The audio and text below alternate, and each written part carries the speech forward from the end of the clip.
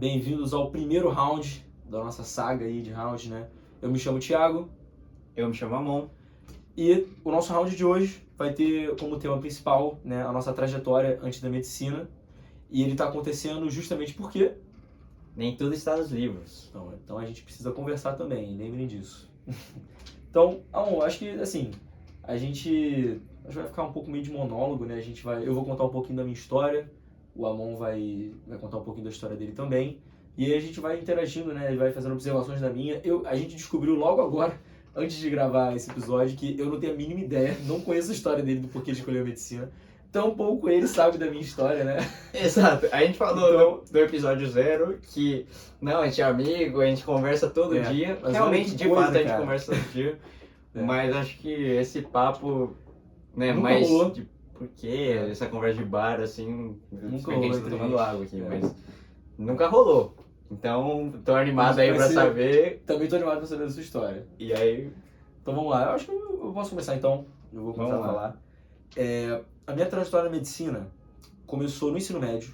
Não fui uma pessoa que tinha vontade de fazer medicina desde que eu era novinho. Não tive nenhuma história romântica, assim, né, com a medicina ou algum episódio de família que seja emocionante. Eu, inclusive, achava que eu ia fazer engenharia, sabia? Que eu sempre gostei de matemática, assim, né, eu gostava muito de física no colégio, pô, gostava muito. E aí, eu participava de Olimpíadas de Física, tudo, assim. Eu tinha certeza que eu ia fazer engenharia. Até meus pais, todo mundo, minha família inteira falava, não, vai ser engenheiro, alguma coisa assim. Mas aí, no meu segundo ano... Deixa eu só... Engenharia do quê? Você tinha uma ideia? Porque tem engenharia da pesca cara, e tem engenharia... Tem engenharia de tudo, né? Então, eu não queria fazer uma engenharia, porque assim, o que me pegou sempre, eu não queria trabalhar no escritório atrás do computador. Era isso que sempre me pegava na minha cabeça, sabe?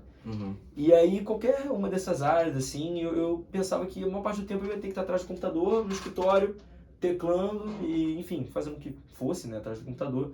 Mas eu gosto muito dessa interação, sabe? Eu gosto de estar com pessoas, de saber mais sobre as pessoas e tal. E aí eu acabava que eu achava que ia seguir para alguma coisa, assim, posso estar falando besteira, tá? Não sei como que são as engenharias. Mas para o que eu pensava na época, eu pensava em algo de engenharia que eu ficasse mais tipo, em indústria, tivesse um trabalho mais prático. Então eu pensava em tipo, engenharia mecânica, engenharia industrial, engenharia de produção, talvez, que tivesse mais essa parte de administrativo, né, assim. Sim. Então, essa era a parte de engenharia que eu pensava. E aí, cheguei no final... Eu fiquei um pouco curioso agora que eu tô imaginando o Thiago do ensino médio, mas e o Thiago criança, assim, quando você era molequinho, o que você pensava? Que a gente tem, quando é criança, acho que a nossa abstração é muito maior, a gente tem uns sonhos profissionais talvez curiosos. Jogador de futebol, astronauta. Mas ali nunca... Eu não queria ser cientista, não tinha essa... Relacionado à saúde e ciência, não pensava. O meu pai ele é arquiteto, né? E aí eu sempre gostei muito de desenhar, eu ficava desenhando junto com ele. Eu ficava acompanhando ele fazendo os projetos no computador, pelo AutoCAD lá, eu ficava acompanhando tudo. E aí eu falava que ia ser arquiteto. Falei que nem meu pai, que ia ser arquiteto.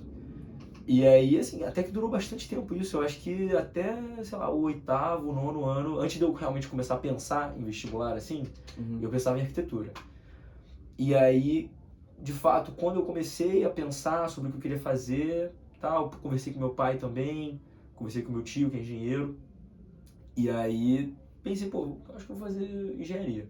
Sim. E aí no segundo ano, entre o segundo e o terceiro ano, foi justamente na época que, enfim, a gente começou, entre nós, né, os alunos, começamos a conversar sobre profissão, o que a gente queria fazer do vestibular, começou a fazer treino de Enem, né, simulado e tal.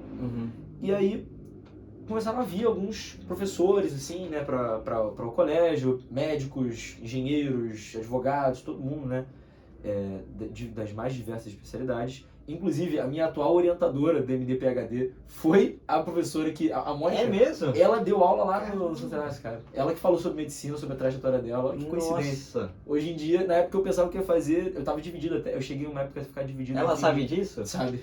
Eu já conversei com ela já sobre isso. Na época, eu cheguei a ficar um pouco dividido, mas durou um mês. Um pouco dividido de fazer direito, talvez. E aí, enfim, não durou, obviamente, essa ideia, né?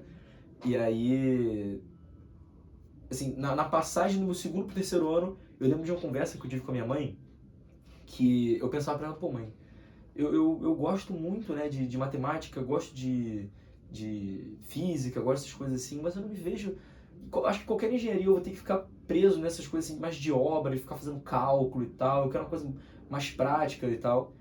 E aí agora entra uma parte de família, né, que não acho que seja nada grande, romântico, assim, tipo, sei lá, a vida de alguém da minha família foi salva por um grande evento médico. Não Sim. foi isso.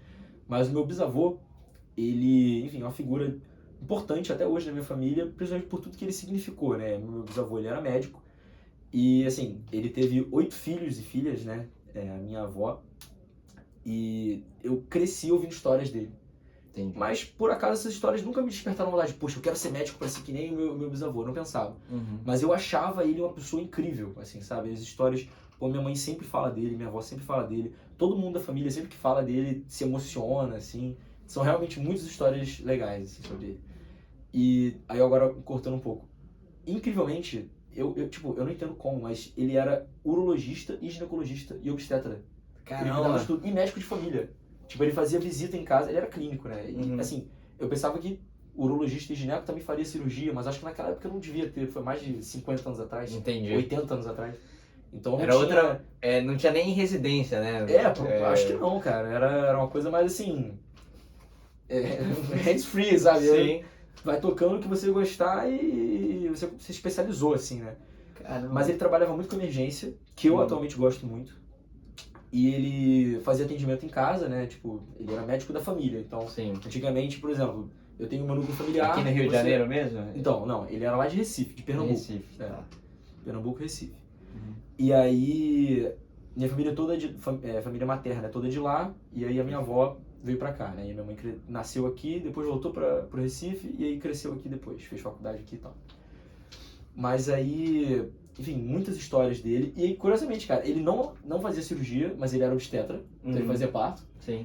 E ele era médico de família, mas cuidava também no consultório dele de problema urológico e ginecológico. Então era uma coisa meio clínico geral, mas especializado, assim, era muito... Eu consigo imaginar um médico raiz que era raiz, andava com a maletinha, ia na casa das pessoas. Era exatamente isso. O médico referência para as famílias, né? Exatamente. E aí o problema que pintasse era ele que ia resolver. Não tinha essa coisa de, fulano, doutor Thiago, especialista. Do cérebro, Doutor Amon cuida de coluna, Thiago cuida do cérebro, não tinha isso daí. Ele cuidava de qualquer coisa que chegasse. Perfeito. Era muito legal. Ele era bem raiz. A medicina naquela época era muito raiz, né? Sim. Muito raiz. Sim. E aí tem umas histórias, umas histórias insanas, que ele teve um cara, isso aí foi no campo, né? Uma plantação de cana. Um dos funcionários lá, ele cortou com a enxada, não sei qual foi o instrumento, mas ele cortou o dedão dele pra fora, o polegar. E aí o polegar ficou pendurado.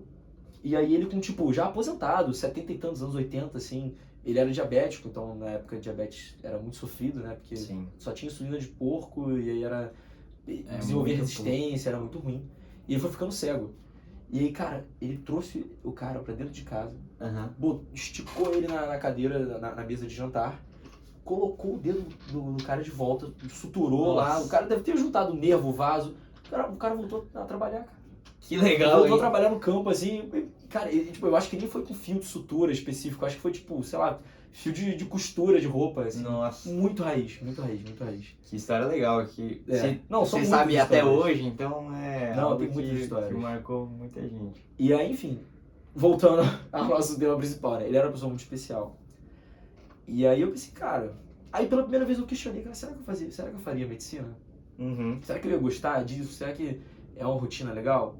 Aí eu comecei a pensar, aí eu comecei a olhar pra biologia, assim, putz, cara, eu acho maneiro o corpo humano também, né? Querendo ou não, no ensino médio a gente vê muito de animais, né? Mas acho maneiro também, né, e tal. Eu comecei, cara, acho que eu vou fazer medicina.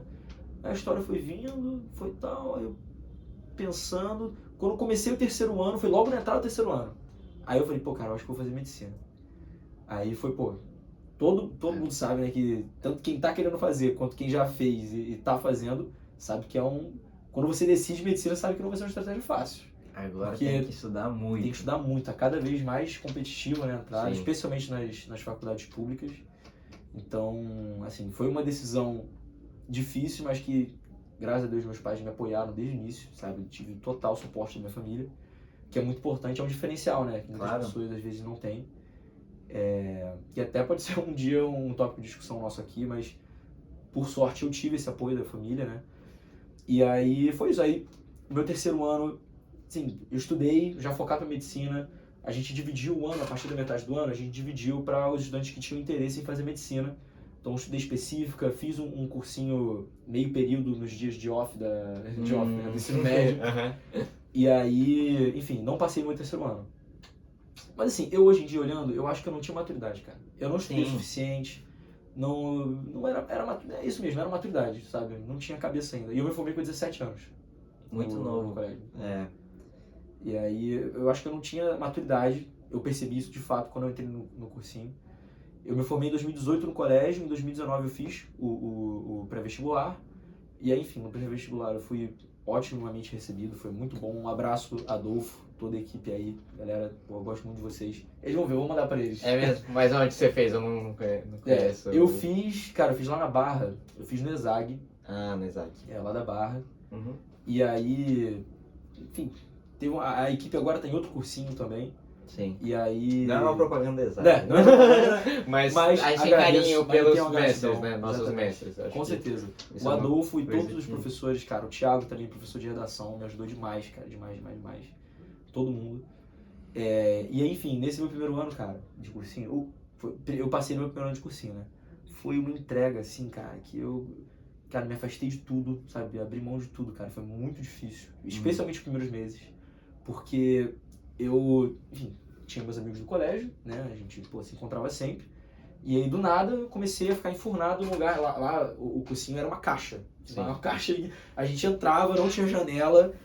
Aula o dia inteiro, aula de exercício, ED, aula, revisão, pai. E assim, era insano, sabe?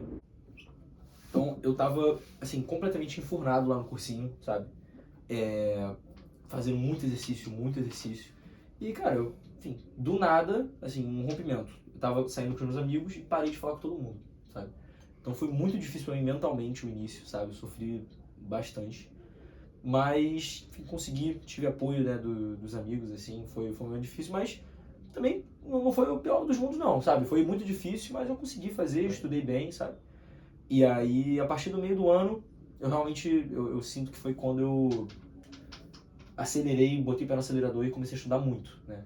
E aí, cara, era assim, 13 horas por dia estudando, o dia inteiro estudando, eu botava meta de exercícios. Ficava lá no cursinho. E eu chegava 8h30, eu posso dizer até uma coisa legal. Olha o que eu fazia. Eu acordava, o cursinho era na Barra, né? Sim. Então, eu moro aqui no Flamengo, né? Ah, tá. E aí, longe, tinha que pegar metrô, 40 minutos de metrô pra cima. E aí, o que eu fazia? Pra eu não chegar tão cedo lá e ter que acordar tão cedo, eu pegava qual era o tema da primeira aula. Eu, enquanto fazia o café e tomava o café da manhã, eu assistia essa aula do primeiro tempo, né? Em velocidade 2. Caramba! De alguma forma eu conseguia. Não sei como, mas eu absorvia. Eu tava tão insano, com o cérebro treinado assim, que eu pegava. E aí enquanto eu preparava o café da manhã, era sempre um pão, requeijão e café. Pão francês todos aberto. Os nutrientes pro todos dia. Todos os nutrientes pro dia. Pão francês e o cafezinho. Muito bom. E aí eu assistia essa primeira aula, na velocidade 2, enquanto eu tomava café e preparava. Aí eu saía, eu moro perto do metrô, então eu vou pro metrô, entro nele. Estando no metrô, eu já terminava a primeira aula, e aí eu começava do segundo tempo. Tudo online, porque a maior parte dos cursinhos hoje em dia, especialmente, eu acho que fazem isso. Na época não tava pandemia, não era... não era pandemia. Legal que o Exag tinha. Pois é. Mas aí a gente tinha a versão da aula online e a versão presencial lá que a gente assistia, né? Então eu já adiantava, o tempo dos 40 minutos do metrô era o tempo de eu também assistir a segunda aula, do segundo tempo. E aí eu chegava lá, sei lá, atrasado 30 minutos, praticamente depois do final do primeiro tempo, e eu já tinha assistido as duas aulas. Entendeu? E aí eu perdi o segundo tempo também, e aí eu já fazia os exercícios da primeira aula. Entendi. Entendeu? Já era já uma rotina eu fazia isso todo dia. Produtividade máxima. Produtividade máxima, era especialmente nos últimos 6 meses. Então, basicamente, eu chegava para começar o segundo tempo de aula, que eu não assistia, e eu já tinha assistido os dois, e já começava a fazer exercício de revisão. Entendi. E aí, cara, era nisso daí, era insano, todo dia. eu chegava mais ou menos umas 8h30, assim, quase 9. E eu ia embora também 8h30 da noite. Ia, assim. E aí... Segunda a sexta, segunda a sábado. Então era segunda a sexta. Sábado a gente às vezes tinha aula de manhã, só de manhã, né? Tinha simulado todo sábado também. Variava, né? Mas sábado de manhã também ia. De período de descanso era... Descanso, eu também estudava. Sim. Era sábado, noite e domingo o dia inteiro, né? Perfeito. Aí, enfim, foi nessa rotina aí que eu passei. Eu fui aprovado... Lembra que deu a treta do SISU, né? Que a nota saiu duplicada, porque tanto na primeira quanto na segunda opção foi uma... A gente fez o SISU em 2020, e aí o SISU tradicionalmente são 3 dias, acho que pra você... 3 dias de SISU para colocar a nota até sair a classificação final. Só que no nosso ano, em 2020, acho que foram 7 dias. Foram 7, e eles começaram de uma forma, e no segundo ou terceiro dia mudaram. Porque o primeiro e o segundo dia, você só contava a primeira opção como já dentro. Sim. Então a sua qualificação era só a qualificação para a sua primeira opção.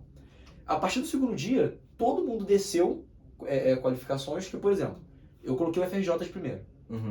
Aí uma pessoa passou USP na primeira opção, e com a nota alta, né, bem alta, e o FRJ de segunda opção. Essa pessoa que estava com a nota muito alta, mas provavelmente não ia para o FRJ, contava também. E aí todo mundo caiu umas 30 posições assim, eu caí umas 40. E eu tava dentro nos primeiros 2 dias, e depois eu saí, foi pra tipo 90 e tanto. Sim. E aí eu falei, nossa, meu Deus do céu, ferrou, não vou conseguir passar e tal. E eu tinha nota suficiente para a FRJ, para as 3 federais daqui, a FRJ, Unirio e a UF. E aí, enfim, nessa treta toda que deu, eu tinha perdido a minha nota da UFRJ, mas eu continuava dentro da UF e da Unirio. E eu fiz isso, coloquei de primeira opção para jogar seguro, cara. Eu não aguentaria fazer outro ano de cursinho daquele jeito. Foi tenso. Então eu falei, não posso deixar a menor chance de eu, com essa nota, não entrar. E aí eu botei a UF de primeira opção, a Unirio de segunda, né? E aí, enfim, eu passei pra UF. No final das contas, eu teria passado também pra UFRJ, né? Sim. E aí a gente passei, enfim, comemoração total, foi maravilhoso, muito bom. E aí fui recebido lá na UF também, pô, o pessoal me recebeu muito bem, abraço pra todo mundo. Hoje são nossos inimigos. Inclusive, não. Tô brincando. Não jogo só. Mas, pô, eu tenho um carinho por muita gente lá, gente legal. O pessoal me tratou super bem. O Carlos, principalmente, cara, pô, que ele me adotou, pô, desculpa, Carlos, mas fui pro fundão, tive que sair. Mas era porque foi por uma questão mais dinâmica, que eu sou do Rio de Janeiro, né? Lá em Niterói ficaria mais difícil. Em questão da minha família e tal, foi mais fácil pra mim, né? E aí eu saí antes, a minha vaga acabou sendo preenchida até.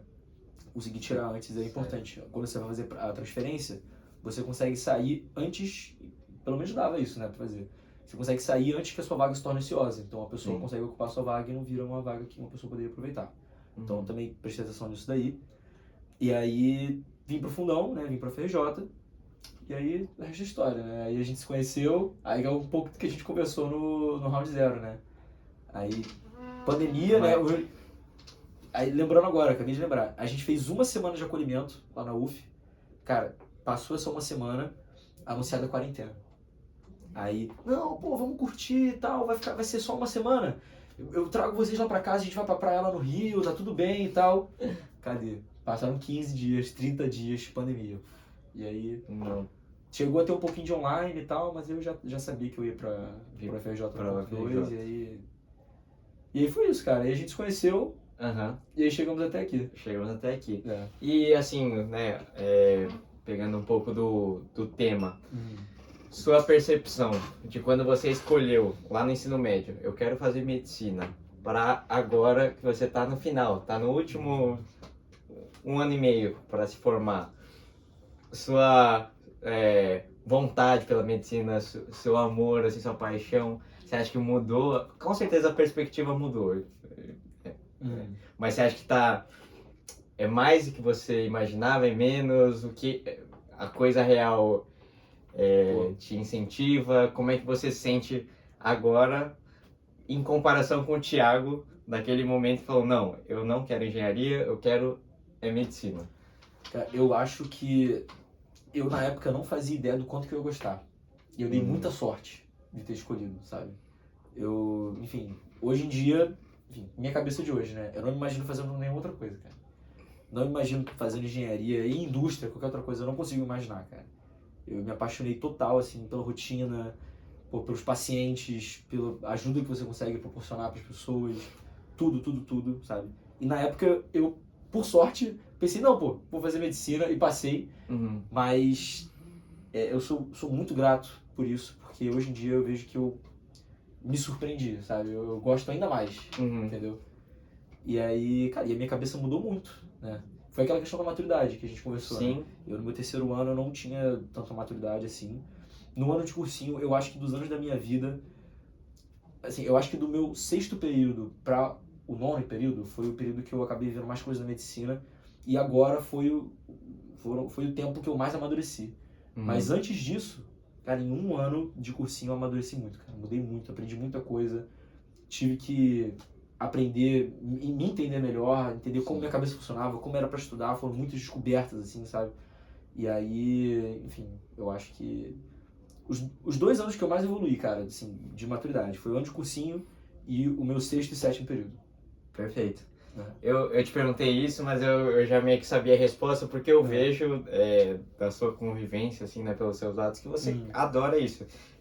Assim, dentro da faculdade, a gente tem que seguir o cronograma, que já é um curso integral, é puxado, segunda a sexta. Cronograma fixo, né? Tem muita coisa já da grade. Aí, fora isso, a gente faz atividades extracurriculares. Você está envolvido em grandes atividades extracurriculares, que tem o programa do MD-PhD. Para quem aí não sabe ou nunca ouviu falar, é um programa que você pode até me corrigir, que é você se forma médico e com o PhD, que seria um título de doutor em ciências, né? Em medicina. Na pós-graduação que você escolher. Então, acabou que eu até fiz algumas postagens no meu perfil pessoal, no Instagram, né? Quem quiser até tem na nossa página do Round Talks no Instagram, tem os nossos 2 Instagrams marcados. Eu até deixei como um destaque lá. Talvez a gente possa fazer um outro podcast. Pode fazer um falando sobre isso. Mas o MD-PhD, em resumo assim, né? É um programa de pós-graduação, né? Que começou fora, tipo, na gringa mesmo. Eu não sei se foi nos Estados Unidos ou na Europa. Mas que, assim, os médicos, algumas universidades já estavam... Porque assim, o médico, quando ele vai fazer ciência, não é a maioria que vai viver da ciência. Sim. Né? Não é assim, um médico não vai ficar trabalhando o resto da vida em bancada. É muito difícil disso acontecer. Existe. Realmente existe. Mas é muito difícil disso acontecer. E aí a reivindicação é que o médico ele poderia fazer o doutorado, né? Porque assim, é um curso muito longo. Aqui no Brasil é até mais curto, né? Mas fora tem períodos... Tem alguns países que são 8 anos de curso de medicina, né? Sim. Então tem o pre-med, o med, né? Tal, mais a residência. Nos Estados Unidos são 8 anos. Então, então justamente por ter um período de formação já muito longo, a comunidade médica reivindicou de que, esses 8 anos já valeriam como um mestrado, né? Você já tem uma formação científica, mais ou menos, na faculdade. Na UFRJ tem muito isso, né? E não à toa ela foi uma das primeiras universidades do Brasil a ter disponibilidade do MD-PhD. Sim. Mas enfim, foi isso. Foi uma forma que os médicos reivindicaram de que o MD, né, que é o Medical Degree, que é o nosso bacharel em medicina, né, aqui no Brasil, ele valeria já como mestrado. Ele ganharia o valor de mestrado desde que você começasse esse programa de pós-graduação ainda na graduação. Então, você entra nos últimos 2 anos da sua faculdade, ou seja, no 8º período, né?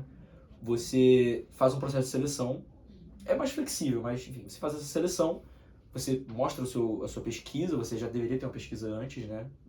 Formulado, o seu projeto de doutorado todo com resultados, e aí você defende a sua qualificação, entra no programa, e aí você faz os seus últimos 2 anos de curso de medicina fazendo o seu doutorado, você é um aluno de doutorado. Depois que você se forma, você fica mais 2 anos, que fecha os 4 anos de doutorado, e aí você termina o seu doutorado sem o mestrado. Então você termina com CRM, né, que é o MD, e o PhD, que seria a sua graduação, a sua pós-graduação, né, o doutorado, no esquema de pós-graduação que você quiser. Então, por exemplo, eu faço na endocrinologia, lá do UFRJ. Você poderia fazer em ciências morfológicas, desde a base até o mais... Em cardiologia você poderia fazer também. Entendi. Então é bem amplo, depende de qual laboratório, de qual pós-graduação o seu orientador ou sua orientadora são afiliados, né? Então é bem flexível. Mas em resumo é isso, você forma, continua 2 anos fazendo o PhD, é médico, pode trabalhar, fazer plantão, mas você continuando 2 anos no seu doutorado, você ganha o seu PhD. E ganha muito tempo, né? Sim. Você poupa teoricamente, 2 anos do seu doutorado, que você fez durante a graduação, e mais 2 anos do mestrado. Então... Não, é um programa muito bom. Mas exige puxado, né? esse sacrifício. Mas o ponto que eu ia levantar aqui, eu sei que você gosta muito, assim, pelo que você contou, da sua evolução até aqui, eu vejo que você gosta muito, porque é uma pessoa que tem essa carga, então, da faculdade, que é puxada, extremamente. Faz atividades extracurriculares, eu conheço bem. O Thiago da Liga de Neurocirurgia, que eu sei que você se empenha muito a isso. Não tenho dúvidas também que você se empenha muito ao seu MD-PhD. E além disso, toda semana eu vejo o Thiagão lá no Instagram em plantão. Então é plantão de neurocirurgia, plantão de urologia, plantão de emergência. Cirurgia letiva também. Então você é um cara que é apaixonado, vive mesmo a medicina ao máximo durante a graduação. Então isso é legal de ver. Pessoas que estão na faculdade de medicina e você vê que é apaixonado por aquilo, né? Pô, obrigado, cara. Fiquei até emocionado agora. Pô. Não, então, pela sua história mas que com certeza, falando, sim, mas é isso aí. Eu não tinha noção de que você decidiu mais tardiamente. Foi. E não tinha, pelo que você me contou, não tinha muita ideia de como é que seria a faculdade, não tinha muita noção prática. Total, assim, e agora que você está vivendo, você está totalmente imerso. Isso é bonito. Você também está bem imerso, né? O Amon vai falar também das coisas dele, mas o Amon, se tem uma pessoa de atividade extracurricular, é esse cara aqui. Mas aí você conta na sua história. Tá. Acho que a parte das atividades extracurriculares a gente pode até deixar para um próximo, mas o que eu... Então... Eu achei muito legal a sua história, seu bisavô também. Depois eu conto as histórias dos outros episódios aí. Histórias do bisavô Thiago. A gente vai fazer um podcast. Chama sua avó, que tá aqui. Pô, seria legal, hein? Seria legal. Vamos ver se ela relembra. Enfim, tem que ver se ela topa também, né? Mas a minha história acho que começar da minha infância. Eu, quando era criança... Já tem um contato com a medicina maior do que eu, né? Tem essa parte também. Mas quando era criança, acho que a gente teve uma criatividade, uma abstração muito grande. Até hoje eu acho que eu sou meio crianção nesse sentido, eu gosto muito de coisas criativas, mas quando era criança era 1000 vezes mais. Então, com 5 anos, pela primeira vez eu viajei para fora, fui pro Japão com meu pai e com meus avós paternos. E aquilo foi uma experiência. Para ir pro Japão são 24 horas e ser naquele avião, vendo o pessoal que trabalha. Eu gostava muito de ver o avião estacionando e falar, não, com certeza eu vou ser piloto de avião. Caramba, cara. Isso é Depois, acho que com... E você ficou assim... Não, isso com 6 anos, mas eu era muito criativo. Aí, no ano seguinte, eu via um policial na rua, eu falei, nossa... Pô, legal esse negócio de sirene, eu quero acho que ser policial. Depois eu fui numa excursão da escola que tinha bombeiro. Queria ser bombeiro também. Nossa, o bombeiro jogou aquela jatada de água nas crianças, mas nossa, eu quero jogar água, quero ser bombeiro. Então, acho que isso variou muito. Teve até uma época que minha irmã, já diferente de mim, não é muito distraída, né? Ela sempre falou que queria uma coisa e hoje ela é o que ela pensava, que era ser chefe de cozinha. Desde criança. E aí quando ela falou que queria ser cozinheira, eu com uns 8 anos, tenho até hoje uns desenhos que eu fiz do restaurante da minha irmã. Eu falei, não, eu vou construir o restaurante. Então eu dei uma de arquiteto também, engenheiro, tudo. Então eu acho que eu tinha esse perfil, até hoje eu tenho de ver tudo, assim, meio curiosão mesmo. Legal. Mas é coisa de criança, a gente não tem a maturidade de falar, pô, o que é uma profissão? O que é uma vida adulta que você vai ter que...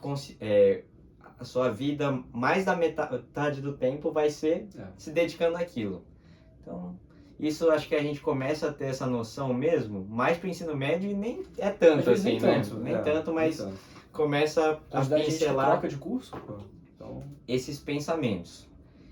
E aí, quando eu tava chegando, né, no primeiro ano do ensino médio, falei, cara, o que eu sou bom na escola? Porque até então nossa vida profissional é a vida da escola, a gente não fez nenhum estágio, a gente não viveu muitas coisas profissionais e o nosso referência é a sala de aula. As matérias que a gente O que eu sou bom? eu era bom em geometria, eu era bom em ciências, né? Física, química, biologia. Sempre fui péssimo em português, em inglês, em história, geografia eu gostava, mas essas matérias eu falei, então eu já descartei algumas, acho que parte de humanas não vai dar muito certo. Exatamente. Das tradicionais, direito, engenharia e medicina, eu falei, direito com certeza não, já tinha descartado. Aí eu falei, não, mas acho que eu sou melhor mesmo em exatas, vou fazer engenharia também. Mas dentro da engenharia eu queria algo mais mão na massa. Aí eu perceberam um padrão. Padrão aí. Eu falei, eu não queria ficar em escritório também. Engenharia agronômica.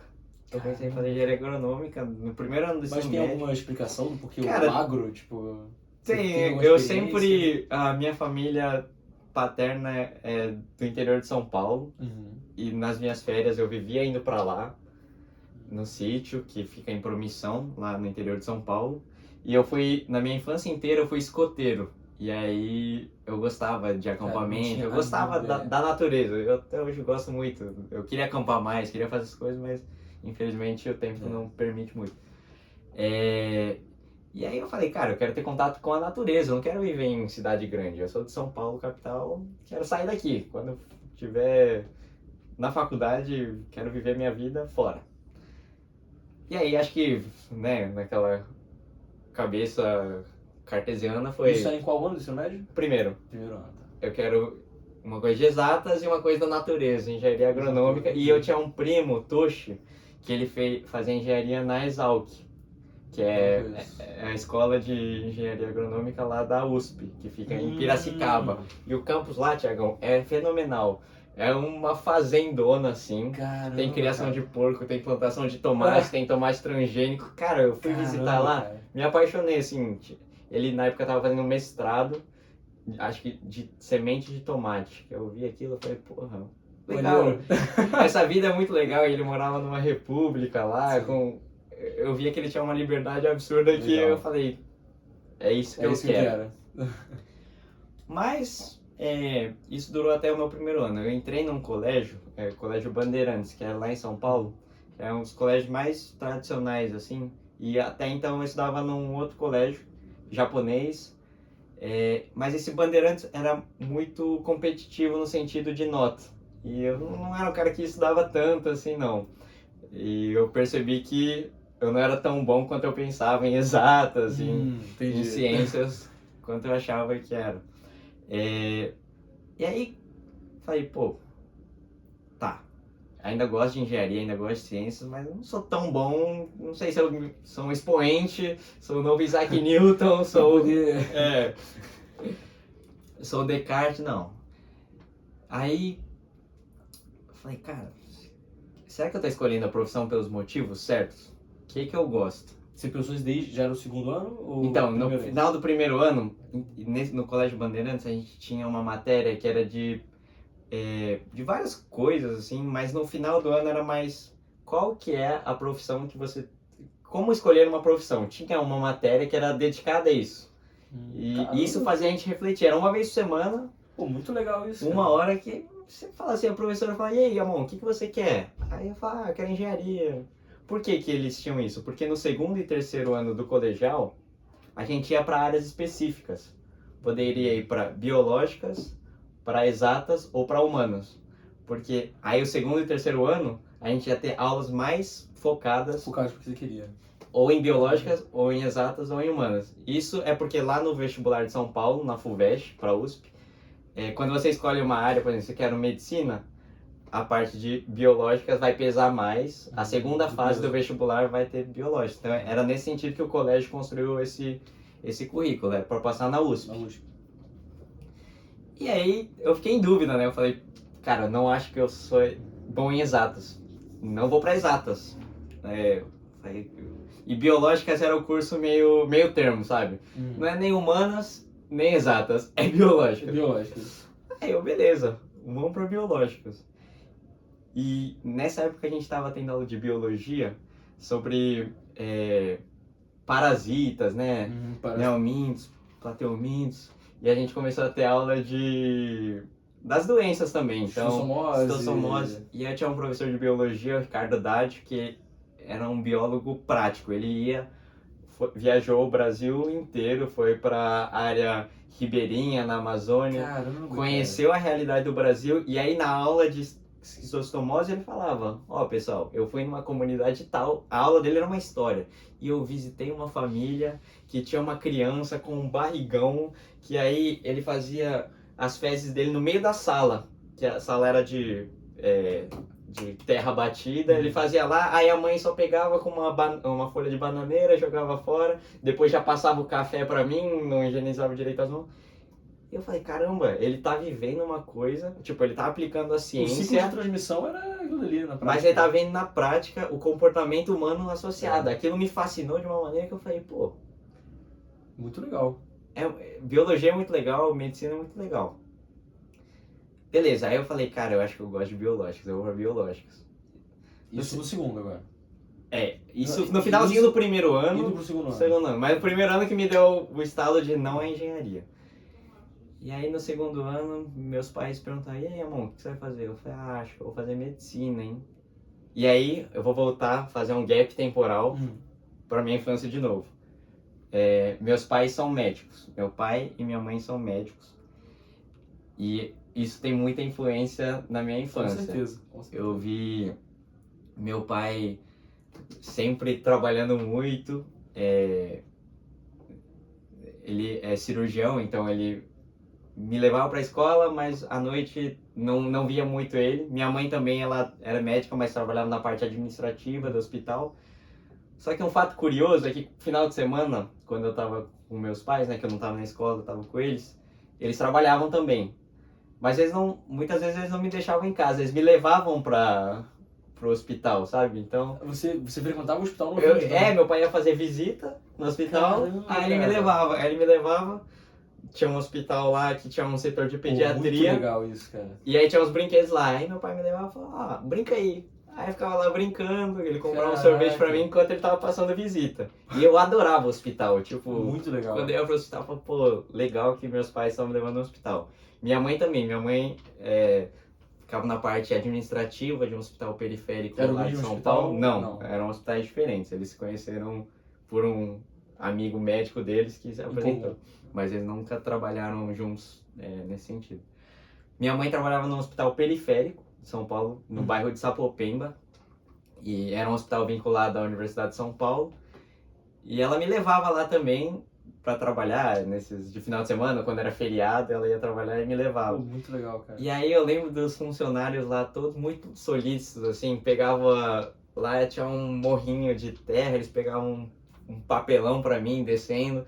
Então a minha memória de infância era tipo, eu sei que meus pais trabalham muito, isso eu não via como uma coisa ruim, eu sempre achei normal, tipo, as pessoas hoje me perguntam, você é frustrado que seus pais ficaram muito afastados de você? Né? É muito comum.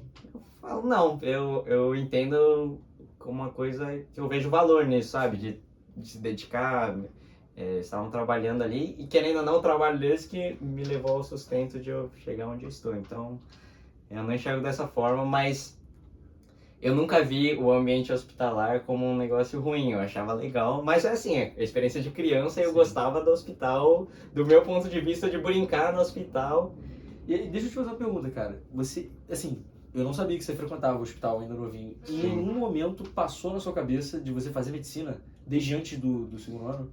Me passou, mas assim, eu frequentava o hospital, eu via a rotina dos meus pais, mas eu acho que eu não entendia o que era ser médico de fato. Eu via que meu pai ficava muito no telefone, eu via uns vídeos dele, ele é neurocirurgião endoscópico, então a cirurgia dele são gravadas, eu via ele editando uns vídeos esquisitos, assim, umas coisas rosas assim, se mexendo, achava legal. Mas não pensava muito não. Os únicos momentos que eu pensava, acho que em ser médico, era no Natal, sabe? No final do ano. Porque geralmente médico ganha presente no final do ano, né? Panetone, verdade. E aí, paciente também, em casa tinha um monte de coisa. Nossa, cara. E aí eu falava, olha, ia na casa dos outros meus amigos, não tinha tanta coisa que nem tinha em casa. Eu falava, pô, acho que ser médico é bom, que ganha muito presente. Mas era esse pensamento, eu não... Confesso que eu não pensava, nunca tinha pensado muito em ser médico. Pô, e assim, quando a gente vê uma pessoa que tem os dois pais médicos, geralmente a primeira coisa que essa pessoa pensou é, pô, fazer medicina. Fazer medicina. Né? Mas realmente, você, assim, enxergava diferente, né? Não, eu nunca achei que medicina fosse algo ruim. Muito pelo contrário. Então, você não tinha essa visão. Mas também não tinha despertado que era aquilo que eu queria fazer também, sabe? Então até o ensino médio, eu nunca falei que eu queria ser médico. E aí no ensino médio, minha mãe, não sei que parte da história continua, mas enfim, vocês agora estão com a imagem da minha mãe médica. Com 10 anos de idade, ela mudou completamente o rumo dela. Então até quando eu tinha 10 anos, né, com 10 anos de profissão, ela fazia a parte de administração hospitalar, não trabalhava com assistência de fato, ela era médica, mas trabalhava na parte administrativa. E a partir de 2010, ela foi para indústria metalúrgica. Nada a ver com Mas como medicina. médica? Não, como gestora mesmo, na parte de gestão. Então, mudou completamente. E minha mãe tem uma história engraçada, porque ela fez faculdade de medicina da USP, passou direto, terceiro ano por... E no primeiro ano de faculdade, ela falou, ela sentiu que não era aquilo que ela queria. Ela falou, não, isso não vai me trazer satisfação. Aí ela foi conversar com meu avô, falou, pai, eu não quero isso pra minha vida, eu acho que eu vou mudar de curso. Aí meu avô, japonesão, né? É o quê? Você não quer medicina? Cara, você passou na USP. Não tem como voltar atrás. Pô, mas são 6 anos. Não tem essa. Conclusão, minha mãe repetiu o primeiro ano da faculdade, porque ela estava desanimada com o curso. Mas depois ela fez, até o final. Aí no último ano da faculdade que ela falou assim, tá, eu vou ser médica. Ela queria GO, acho que ela queria GO, rádio. Um dia a gente pode trazer minha mãe também, que ela vai saber explicar melhor. Mas acho que ela estava em dúvida de GO, rádio. E nesse ano, ou uns anos atrás, tinha surgido uma residência em administração hospitalar. Tá com dúvida, será que eu faço GO, rádio ou administração hospitalar? E aí, no final, ela acho que tinha passado em algum serviço em rádio. GO, ela acompanhou uns plantões no último ano, via que não tocava muito ela, aí ela meio que descartou. E falou, esse de administração é interessante. Passou no de administração e gostou muito dessa parte administrativa. Que bom que ela se encontrou, né? Ela se encontrou mesmo. Então, isso é uma história que, assim, dentro da medicina tem gosto para tudo. Isso aí, acho que é um outro episódio que a gente pode falar, né? Áreas dentro da medicina. Sim.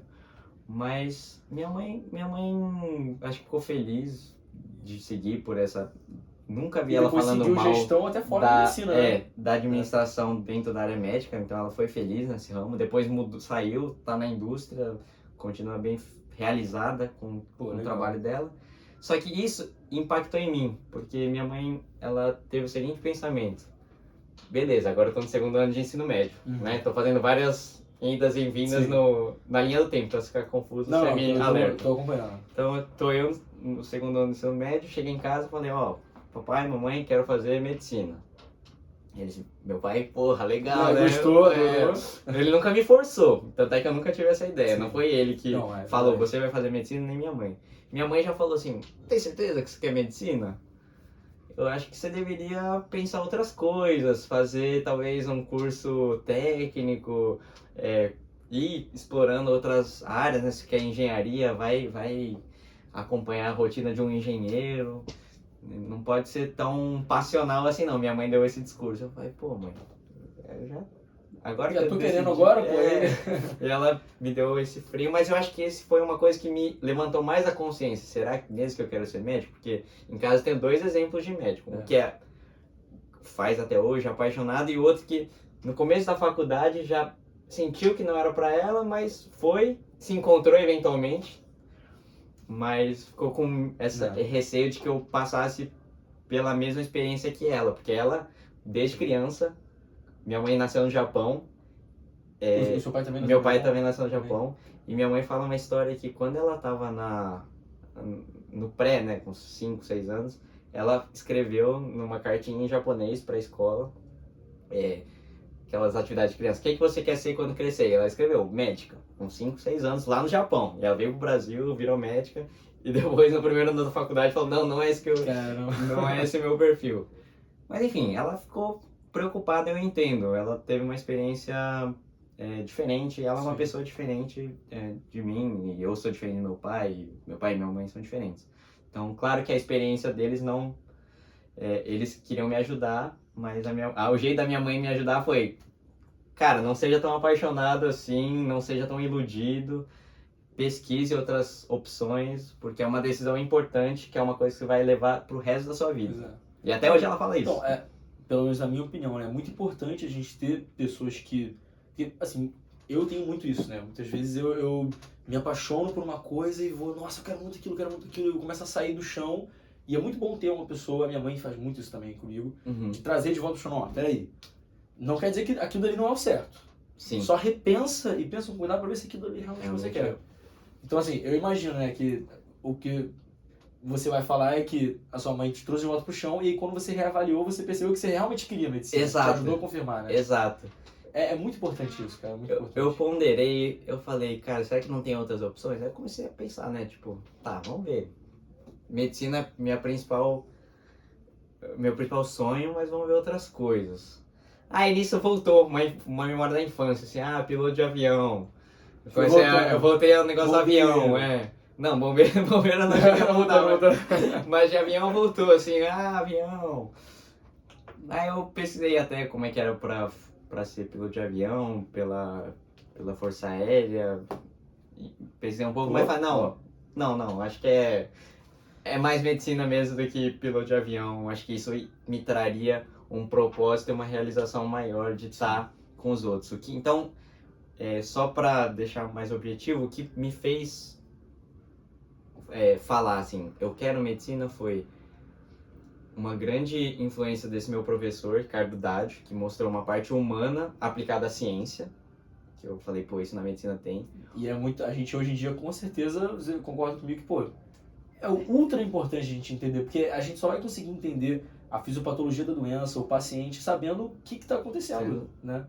Isso que o seu professor falou foi literalmente o ciclo de transmissão da doença, que ele viu, nem era médico, nem sabia necessariamente aquilo, mas você vê como é importante de vivenciar também, entender a realidade do paciente, né? Sim. E das pessoas em geral, né?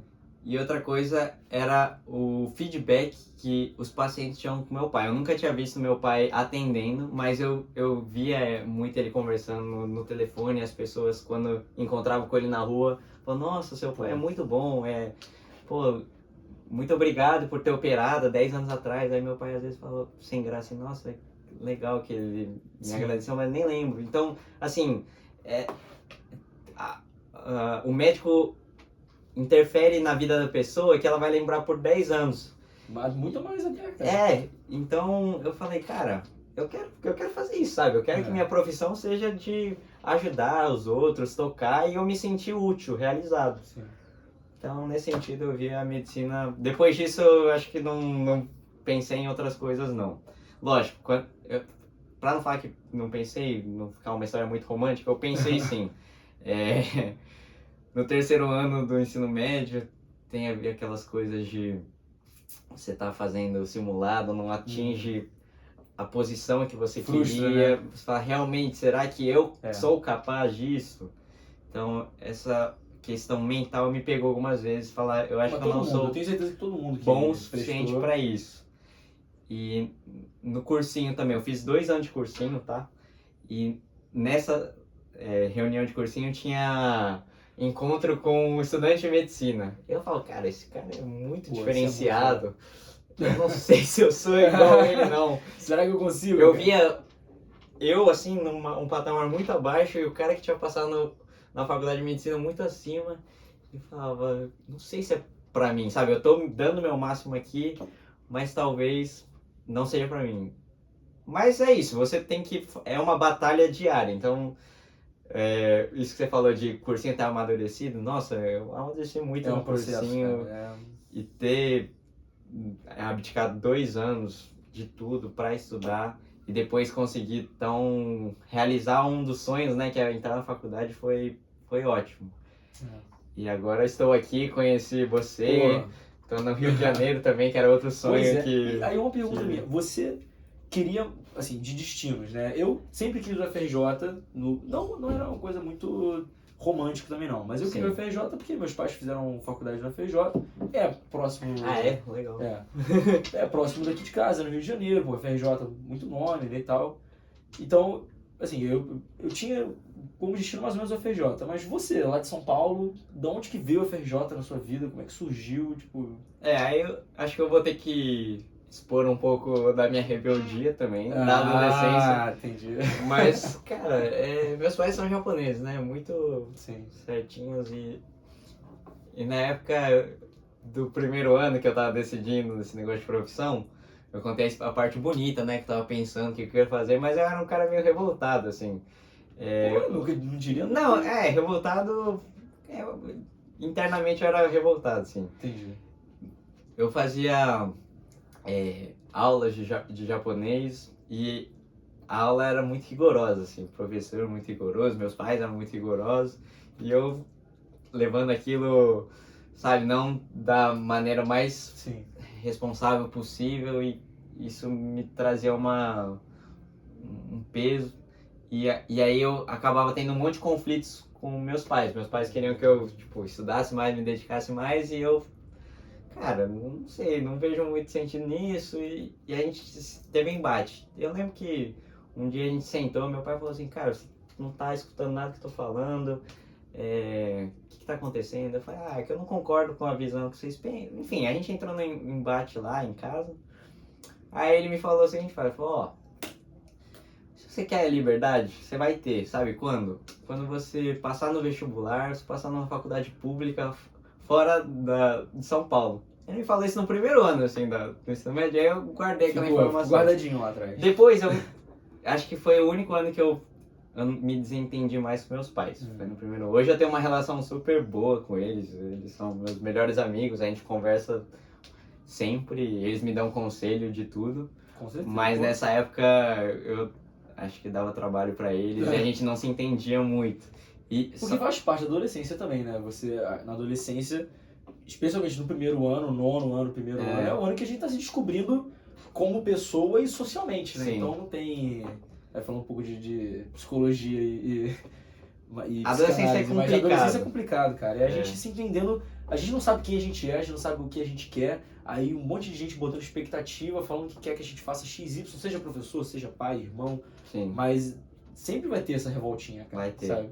Porque a gente precisa ganhar um pouco dessa liberdade e perder um pouco dessa liberdade pra se entender também. Sim. Eu acho, pelo menos, né? Não, eu acho que é exatamente isso. Eu acho que a gente tá se descobrindo e esse processo dura até uma determinada idade. Depois você não muda muito isso.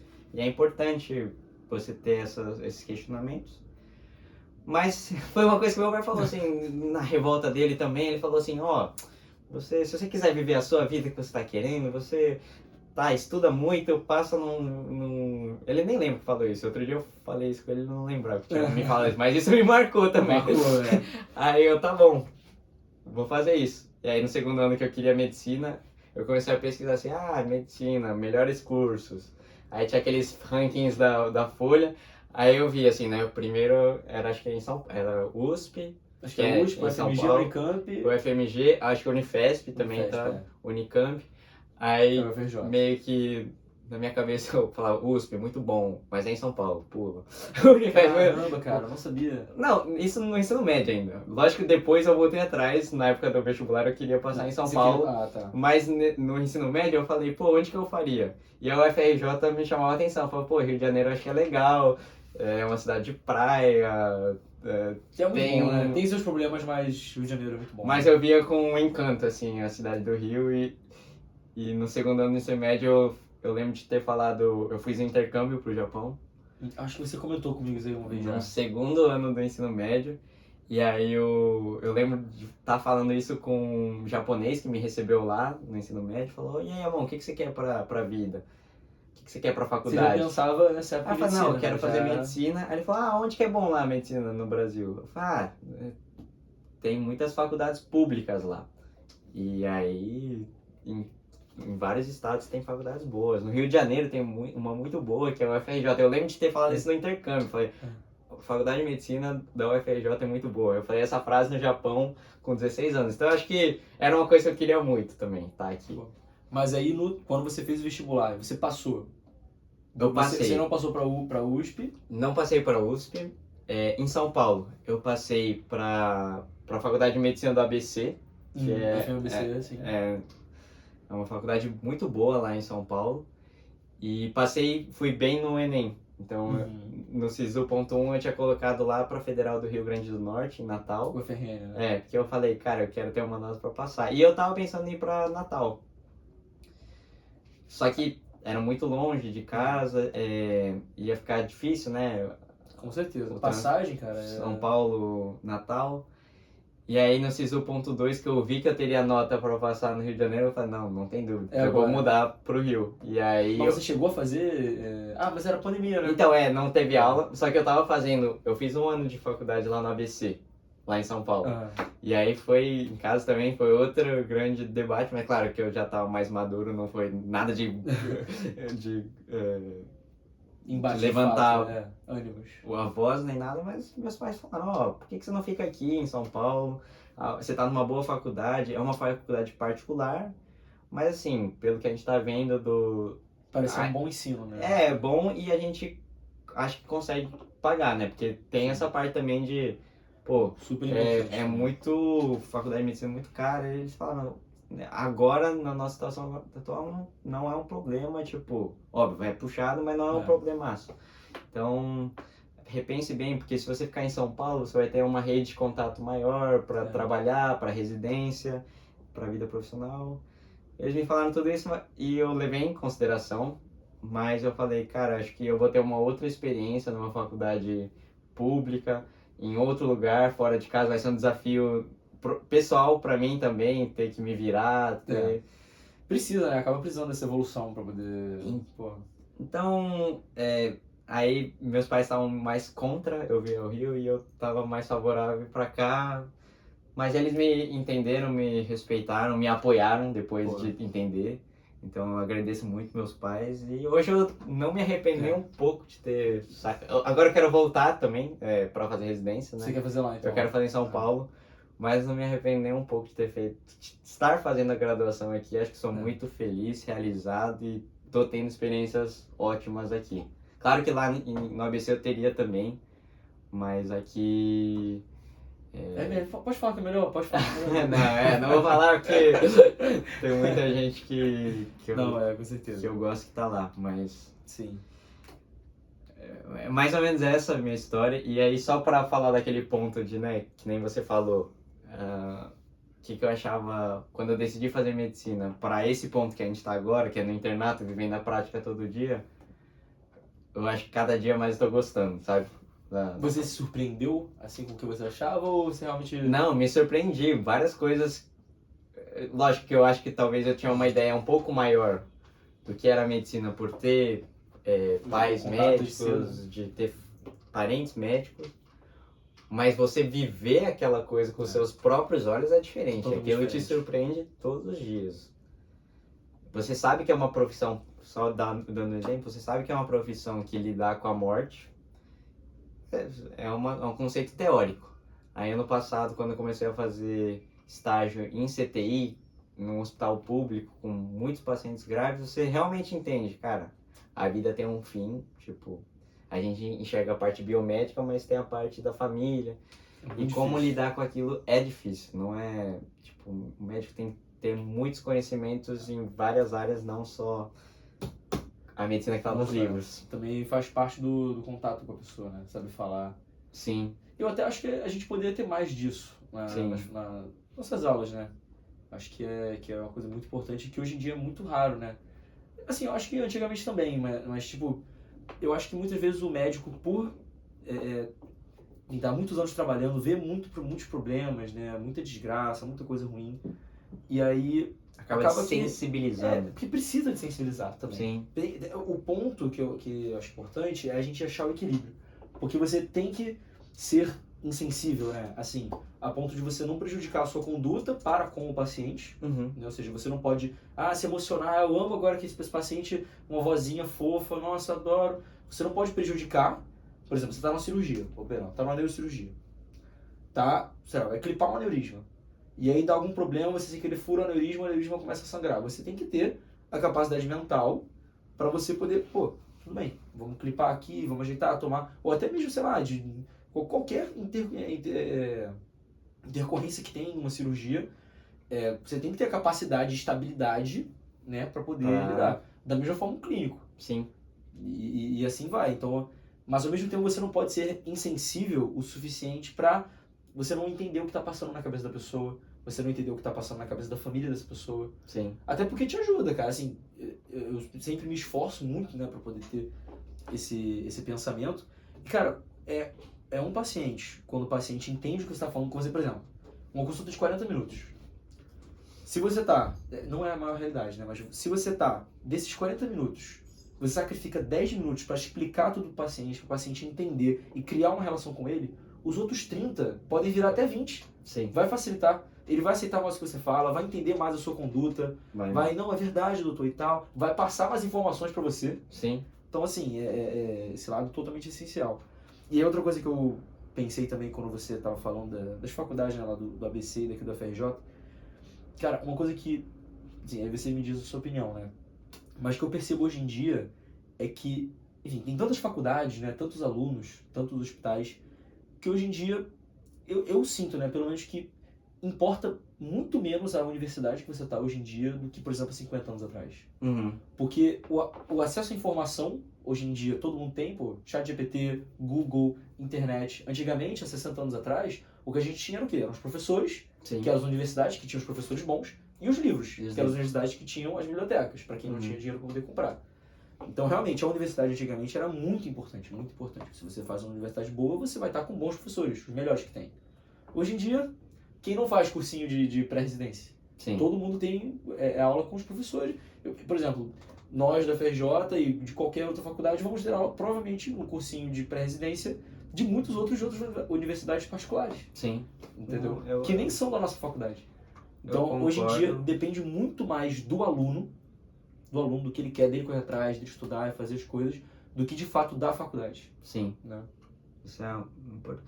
Acho que talvez uma vírgula, um parênteses que eu colocaria nisso, é porque a nossa faculdade, a maioria das faculdades públicas, tem um campo de atuação adequado para o estudante. Então, isso a gente precisa de estar no hospital, viver, porque uma coisa, né, o William Osler já falava, que um bom médico tem que pegar nos livros, estudar para conseguir. Ele faz a analogia da navegação, né, que a gente tem que, para quem não sabe, o William Osler é o médico que revolucionou o ensino médico, ele que criou o internato, ele que criou o programa de residência médica.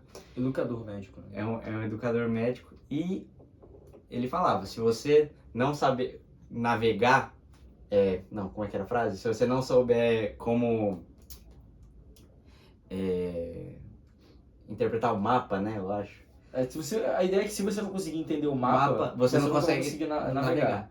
Só que você nunca vai ser um bom navegador se você nem entrar na água. Tipo, nem colocar o bote na água. Então, é isso. E aí, pra medicina você tem que estudar, mas mais importante... ver o paciente. É você estar no campo de prática, que acho que ainda hoje faz diferença. Tem faculdades que não têm isso adequado para os alunos. E aí acho que o aluno tem que correr muito atrás comparado a uma faculdade que tem. Mas concordo com o seu ponto de vista, que depende do aluno, que é a força motriz para o conhecimento dele. Total. E dá pra correr atrás também de hospital, né? Dá pra correr atrás de acompanhar um plantão, de ter contato, de acompanhar uma cirurgia letiva com algum cirurgião, ou acompanhar o plantão de CTI, ou plantão, enfim, qualquer coisa que seja. Dá pra correr atrás. Sim. Né? Mas realmente, a vivência no hospital universitário, por exemplo, um hospital dedicado para sua faculdade, né? Pra sua turma, por exemplo, é um diferencial, isso Sim. é verdade. Mas eu acho que cada vez está tendendo a ser menos. Óbvio que ainda tem, né, existem diferenças, mas comparado a um tempo atrás para hoje em dia, cara, tá... O acesso ao conhecimento é inegável. Assim, Exatamente. Acho que isso é algo que a internet, enfim, todos os meios novos de tecnologia, inteligência artificial, vão mudar a forma de ter o conhecimento. Mas o conhecimento prático de você ter um bom senso, né? Aquelas coisas que a gente estava falando, é um pouco mais da vivência. Com Mas certeza. acho que o tópico de hoje, que era Trajetória. a nossa trajetória, como é que a gente decidiu por medicina, foi bem completo. Eu gostei de saber a sua história. E eu não tinha a mínima ideia, cara. Não ia conseguir adivinhar nada. Você realmente em algum ponto pensou em fazer ou medicina ou ser piloto de avião? Pensei. Nunca diria isso. Muito legal. Mas é isso, acho que a gente conseguiu esclarecer bem, né, todos os nossos pontos. E obviamente quem tiver alguma dúvida ou enfim, queira conversar com a gente, né, a gente tem as nossas redes sociais, Sim. Totalmente à disposição de vocês, né? Tem o nosso Instagram, na página do Round Talks, tem o nosso canal no YouTube também, tem a nossa página no Spotify, do podcast. E é isso, né? Tem mais alguma coisa que você quer falar? Acho que foi bom o round, acho né? Foi O ótimo. round de hoje foi bom.